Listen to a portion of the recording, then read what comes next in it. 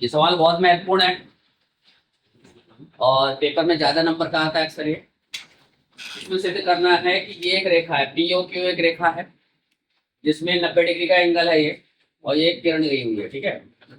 अब ये कह रहा है प्रूव करके दिखाओ ROS, ROS यानी ये एंगल, ठीक है। ROS कौन सा एंगल है? ये वाला एंगल, यानी ये एंगल, ठीक है, बराबर है QOS माइनस में POS और इसका आधा। ये सिद्ध करके दिखाना है, ठीक है। हमें क्या सिद्ध करना है कि ये एंगल जो है इस पूरे एंगल का और माइनस ये और उसका हाफ है ROS, यानी ROS की वैल्यू निकालनी है। तो जो निकालना उसी स्टाइल से सवाल को सिद्ध कर। देखो सबसे पहले गिवन लिख दिया, POQ एक रेखा है, ठीक है। POQ क्या है? रेखा।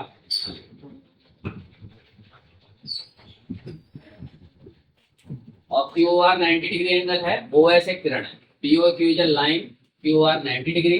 और दूसरी चीज क्या है? OS इज ए रे, ठीक है। ये गिवन है क्वेश्चन। हमें प्रूफ क्या करना है मैंने लिख दिया है यहाँ पे। अब मैं प्रूफ करके दिखा रहा हूँ, उसको सिद्ध करके उपपत्ति इसकी बता। सबसे पहले आपको पता है एक लाइन सीधी दिखाई दे, लाइन के ऊपर के जितने भी एंगल होंगे एक ही पॉइंट पे सबका जोड़ कितना होता है? 180 degree. Sum of all angles at a point, ठीक है, on a line is always 180 degree. तो लिख देंगे, देखो एंगल POS प्लस में एंगल ROS और प्लस में QOR, राइट।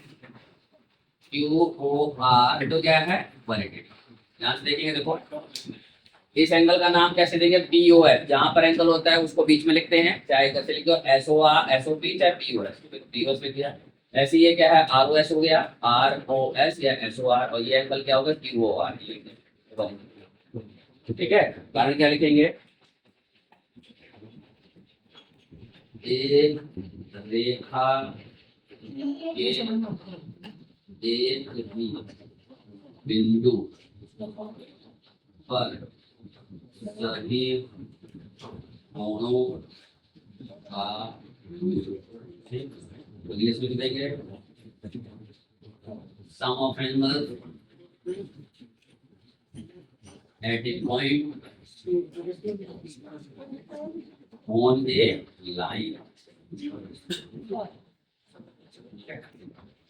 तो ये हो गया। अब क्या करेंगे? देखो इसकी वैल्यू क्या पता है हमें? 90। देखो 90 लिख दे रहा हूँ। Angle POS plus ROS plus में 90 बराबर क्या है? 180। 90 को उधर ले जाओ तो POS angle ROS equal to 180 और माइनस में 90, कितना आ गया? 90। यहाँ तक बात क्लियर हो गई? क्योंकि इसकी वैल्यू कितनी थी? 90, तो मैं 90 लिख दिया, 90 तो जाएगा माइनस में 90। अब मुझे निकालना है ROS। मैं कहा ना ROS की वैल्यू निकालो, तो ROS को आप एक तरफ लिख दीजिए, बाकी संख्या उधर ले जाए तो 90 यहाँ पर, और ये उधर आके क्या हो जाएगा? Minus POS। तो देखो क्वेश्चन में POS तो चाहिए हमें, POS आ रहा है, ठीक है। तो देखो अब मुझे 90, देखो 90 ये 90 कैसे आ सकता है? इस पूरे एंगल में से यदि ये छोटा सा एंगल माइनस कर दूं तो 90 बचेगा। ये बात समझ आ रही नहीं आ रही? पूरे एंगल में, क्योंकि 90 है ये वाला हिस्सा, पूरे एंगल में से ये वाला एंगल माइनस कर दूंगा तो 90 आ जाएगा। यही लिखेंगे इस 90 की जगह, यदि इस 90 की जगह पूरा एंगल, देखो यहाँ पे क्या लिख दे रहा हूँ मैं, 90 की जगह एंगल QOS और माइनस में क्या हो जाएगा? ROS और माइनस में एंगल POS। और देखिए ध्यान से, QOS मैंने क्यों लिखा कि मैंने यहाँ पर QS क्यों लेकर आया? क्योंकि देखो मुझे क्वेश्चन में QS चाहिए और ROS भी चाहिए, तो QS माइनस ROS क्या होगा? 90। अब इस ROS को उठा के इधर ले आएंगे, तो देखो इधर ROS एक पहले से है, तो angle ROS plus angle ROS उधर के आ गया QOS माइनस में POS, ये एंगल। अब तो देखो QS POS चाहिए तो आ गया 1/2 और चाहिए, तो देखो ये दोनों सेम है तो जुड़ जाएंगे, तो क्या हो जाएगा? 2 एंगल ROS, तो एंगल QOS माइनस में एंगल POS, ठीक है।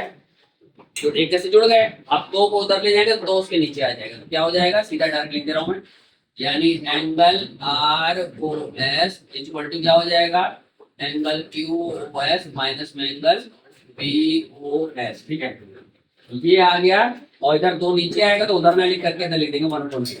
तो आगे देखो प्रूफ हो गया। ठीक है, यहाँ क्या लिख देंगे, हेंस प्रूफ।